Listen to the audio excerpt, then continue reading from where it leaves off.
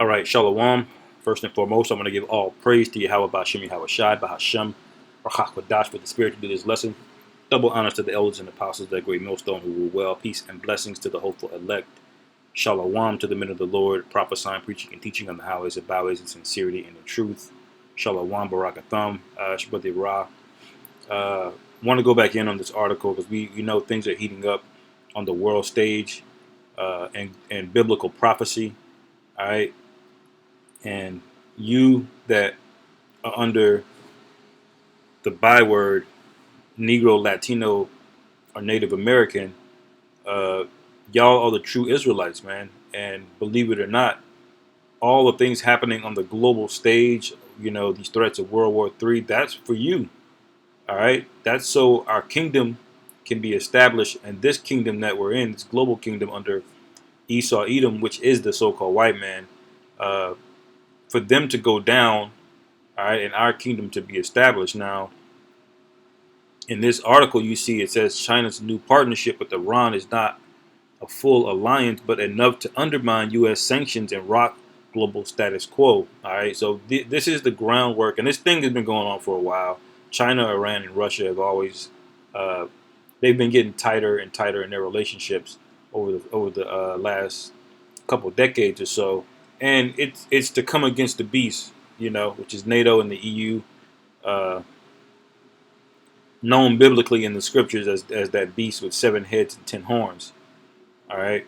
Now, this is major because uh, they're getting bolder and bolder, man. They're just coming out right with it and saying, we don't give a damn about U.S. sanctions, which, if you know how U.S. sanctions work, is basically a stipulation that America will put on a particular country that will dictate how their ability to trade. They'll say, uh, we won't accept transactions for this person unless this happens, or you can't trade unless this happens, or you can't convert currency, or whatever the stipulation is, But it's basically an economic constraint that they put on a nation based on whatever they write up, and they've been putting heavy sanctions on Iran, like damn shit.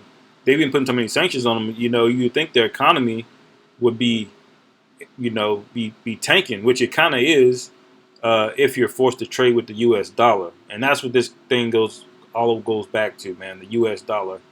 You have something called the petrodollar, and Iran is sitting on a major stockpile of oil. All right, and so this has an impact on trade, and China knows this, Russia knows this, and ultimately they don't want to have to deal with the U.S. and their sanctions with this U.S. dollar, man.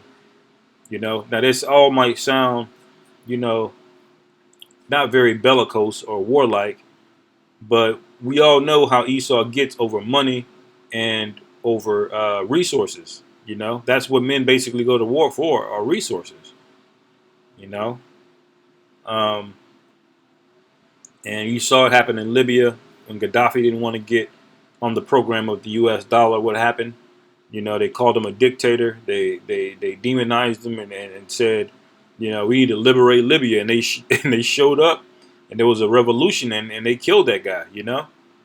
And now Libya is a mess. Let's read a little bit of this article. It says China and Iran have signed a strategic partnership agreement. All right. It says for sanctions racked Tehran. Now Tehran is the capital of Iran. All right. It says it's an economic lifeline because America has been strangling them with so many sanctions. I can't even count how many they got on them. It says for Beijing, it's the start of a tricky Middle East balancing act. It says in the midst of a spat of tensions between China and the West, Beijing's foreign minister Wang Yi spent the weekend in Iran, another country that has borne the brunt of confrontation with the U.S. over the past few years, and China has been talking reckless about the U.S. Man, all right. There's a conference or a video, if I can find it, I may do a video on it. But they're basically calling the U.S. out, man. Saying America has been behind, a lot of the world's wars, you know, been sanctioning people, bullying people, all right, not walking how they talk. And they're coming out in open conferences saying this. It says, continuing the article, sweeping the Middle East on his diplomatic tour, Tehran Wang signed a long-awaited comprehensive strategic partnership agreement hashed out last year that will span 25 years and encompass Iran's energy. All right, so China's getting that oil. In other words, China's laying the groundwork to get that oil. All right, and once you have something like oil, which is what fuels the bulk of energy, which energy is what you need to basically fight war these days. Food, is important during a war, but war isn't as physical as it once were. Men are not fighting with swords, shields, and bow and arrows anymore. All right, it's more of it's guns. It's missiles, it's airstrikes. And so, where food was more of a value back in the ancient world for a war to be fought, nowadays it's energy. All right, oil. All right, electricity, which is fueled by oil. All right, which charges batteries and it powers different types of technology. It powers fighter jets, aircraft carriers. All right, and so China is making that move to secure the energy, man, from Iran. And we see it as men of the Lord, as Lord willing, I'm a man of the Lord. We see these things, and through the Spirit, we see everything coming to pass, man. We're fully convinced World War III is about to take place. There ain't no doubt about it. It's just a matter of when. Let's continue reading. It says infrastructure and technology sectors. All right, so they're pursuing that, valued up to an estimated $400 billion. Whew. It comes as geopolitical differences peak between Washington, Beijing, and its allies. So there's discord, all right, and confusion and animosity between these nations. All right, you can see that they inked the deal. So what does that mean for the U.S.? Well, let's get a scripture real quick. I'm gonna read Habakkuk 2, and the whole chapter is beautiful. And there's plenty of other precepts to back it up too. We'll see. I want to keep this kind of short. It says, this is Habakkuk chapter 2, I'll start at verse 5. It says, also because he transgresses by wine, he is a proud man and neither keepeth at home, who enlargeth his territory, who enlargeth his desire, and is as hell and is as death and cannot be satisfied. Salakia. But gathereth unto him all nations, and heapeth unto him all people. And that's Esau, Edom. That's him starting NATO. All of those Eastern European countries that used to be part of the USSR. He gathered them, He gathered them into NATO. He cut a deal with them. He said, look, you come with us. You'll be on the U.S. dollar. We'll give you funding. We'll give you foreign aid. All right, and we'll protect you from Russia. That's what he did with those nations in Europe. All right, but that's not a very strong alliance. That's a very weak alliance, especially considering that Russia is much closer to them to do damage to them than the U.S. is to protect them. All right, but he went all over the world doing this, man. Going back to the Renaissance when he came over here to the West and he conquered, the Israelites over here, the natives, the so-called Native Americans, the so-called Hispanics, which they weren't called that then. They were called natives as well. And he definitely enslaved the Southern Kingdom, a big chunk of us coming out of West Africa. All right. He brought about 12 million of us over here, man, to the Western Hemisphere. And it says, verse 6, shall not all of these take up a parable against him and a taunting proverb and say, woe to him that increaseth that which is not his. How long? And to him that ladeth himself with thick clay, because America is throwing their weight around with this U.S. dollar, placing sanctions, causing mayhem, putting economic constraints on people. And none of that money is backed on anything. It's all debt. It's all bullshit, basically. And so they're gonna take up a parable against them. They're gonna at the end of the day, they're going to be laughing at the U.S. dollar, okay? Because it's really not worth anything. The only thing that strengthens it is the labor in the American economy, all right, and the threat of military. That's the only thing that backs the U.S. dollar. It's not backed by any commodity, all right. It's not backed by any precious metals, no gold, silver, platinum. It's not backed by any of that. And so what you have is a massive amount of debt that's going to take who knows how long to pay back.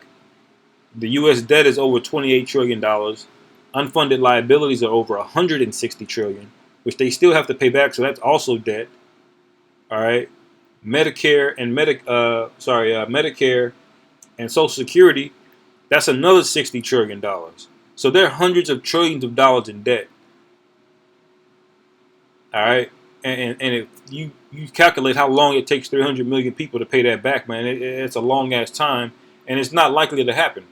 Okay. Because America hasn't run a surplus in 20 years. They still run deficits. So, in other words, these other nations are going to be taunting America. They see the U.S. dollar as a joke, although it has a lot of power because it's the petrodollar, and the petrodollar goes back to a deal they struck with Saudi Arabia, because Saudi Arabia has the highest output of oil. They don't have the highest oil reserves, but they're producing the most oil, and they cut a deal with Saudi Arabia that everybody that buys oil from them, they would trade with the U.S. dollar, and that basically made the U.S. dollar the global reserve currency by default, and that's why 70% of all global transactions are U.S. dollars. All right, to give you a little bit of context on that.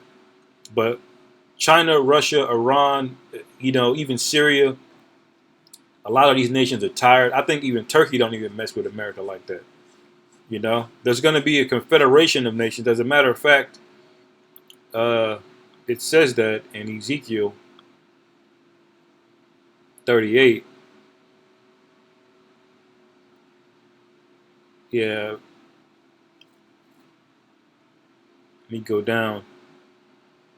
Yeah, when you look at Ezekiel 38 and 5, it names the nations that are going to be against America. Persia, verse 5, Persia, Ethiopia, and Libya, all of them with shield and helmet, Gomer and all his bands, and the house of Togarmah of the north quarters and all his bands. So that goes up into the area of Turkey and Greece. Even north of that, we have those other Eastern European countries, Romania, Bulgaria, going all the way into Russia. Okay, which Russia is the land of Gog and Magog in that area, that general region, basically. So even Turkey, I believe, is going to be against America when this whole economic thing shakes, and when Esau decides to make that move for the mark, all right, that MOB, when he converts that currency, that's when I believe all hell's gonna break loose, man, on the global level. So let's continue reading Habakkuk real quick. It says, "Shall they not rise up suddenly that shall bite thee, and awake that shall vex thee, and thou shalt be for booties unto them?" Okay, so they're rising up now, man. They're gonna just one day just gonna be like, fuck it, we don't mess with the U.S. dollar no more, and that's gonna be those are gonna be fighting words, because America's U.S. dollar is tied up into a lot of debt, into a lot of trade globally. Like if China were to shut down its trade with the U.S., man, the American economy would screech to a halt, man. And that's the stupidity of Esau Edom. When you read Habakkuk 1:7, they said they eat your bread, and laid a wound underneath you, because America doesn't produce anything. America doesn't manufacture anything. If you had a list of all of the things that the average American enjoys and consumes that comes from China, man, all hell would break loose if they stopped trading. America doesn't make anything but weapons, all right, and that's because that's his blessing. Okay, so you see how these things are unfolding, and where we are, man, in prophecy. And I hope Yahweh Bashim Yahweh Shai, as we hasten the day of Yahweh Bashim Yahweh Shai, because we're in that year, that the Most High makes a mighty drastic change in the temperature of this place, man. So things heat up and go there. You know, you got chariot sightings. All of these things could could ramp up just like that, man. Almost overnight. It says, verse 8, because thou hast spoiled many nations, all the remnant of the people shall spoil thee. All right, so they're getting ready to spoil America, man. You know, these governments. I mean, you know, you're gonna have merchants they're these billionaires that have allegiance to America. Like, you know, you have different sectors that are pro-American in basically every country. Like the brothers were just talking about yesterday. Even in China, you have Taiwan, you have Hong Kong. All right, and where there's a lot of money goes through those places that are in cahoots with the beast. But ultimately, these governments, man, are going to be pissed off and they're going to shoot missiles on America. All right. And for the violence of the land, Salah, let me read that again, verse 8. Because thou hast spoiled many nations, all the remnant of the people shall spoil thee because of men's blood. All right. All the bloodshed you've caused, these drone strikes, you order a drone strike and go to sleep. You know, Joe Biden, these guys are evil, man. And y'all voted for these guys. You know, you 2/3 out there. Because of men's blood and for the violence of the land, of the city, and of all that dwell therein. Because everywhere he goes, he brings violence and bloodshed. All right, and then he tries to guise it like he did the right thing. He's doing the right thing. He's fighting for freedom or democracy. You know, or he'll try to demonize you to justify his wickedness. You know, and that's coming to Jake internally here in America. You know. Verse 9, I'll end it on this. It says, woe to him that coveteth in evil covetousness, to his house, that he may sit his nest on high, that he may be delivered from the power of evil. And that's been Esau's whole MO. It's just covetousness, man. He couldn't be satisfied, as you read in verse 5. He enlargeth his desire as hell and is as death. He couldn't be satisfied, man. He has an evil covetousness. That's why he took our people, the Southern Kingdom, from West Africa. That's why he enslaved the entire Western Hemisphere, more land than he knows what to do with. He hasn't even explored the entire Amazon rainforest, but he's taken over the whole goddamn land. That's a no-fly zone. You come in there, you know. You go through parts of America, you drive through. There's just trees and wilderness, man. There's enough land in this place to have many times the more amount of people. Esau has not even been able to reproduce for all the land that he's taken. But he took it anyway because he's greedy, okay? And ultimately, man, you know, this is a sign that we're almost at the end of this thing. And I know we say that a lot. Tensions rev up. They go back and forth with you know, like the labor pains with tensions in the Middle East and on the global stage. But with everything that's happening, man, you do see things getting worse. And you know, we hope and we pray that this is it, man. All right. So I just want to get that real quick. With that, I hope you brothers were edified. Call halal Yahweh Ba'ashem Yahweh Shai, Bahashem Rachakwadash, Shalom, Wa Abba Babal.